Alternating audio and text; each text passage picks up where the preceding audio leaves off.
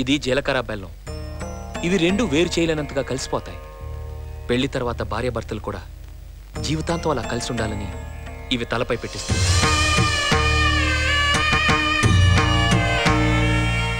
ఇది మంగళసూత్రం.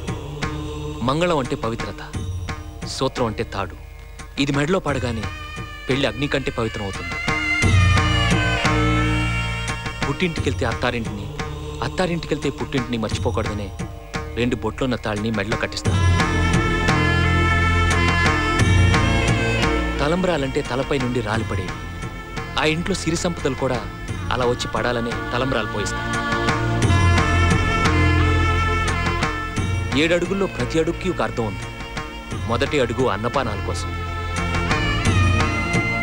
2వ అడుగు సుఖ సంతోషాల కోసం, 3వ అడుగు వ్రతాల కోసం, 4వ అడుగు సంతానం కోసం, 5వ అడుగు సంపద కోసం, 6వ అడుగు పాడి పంటల కోసం, 7వ అడుగు సఖ్యత కోసం. ఒకరి వెంట ఒకరు 7 అడుగులు నడిచి 6వ ప్రాణంగా 5వ తనాన్ని మూటగట్టుకొని 4 దిక్కుల సాక్షిగా 3 ముళ్ల బంధంతో 2 జీవితాలు ఒకటయ్యేదే పెళ్ళంటే.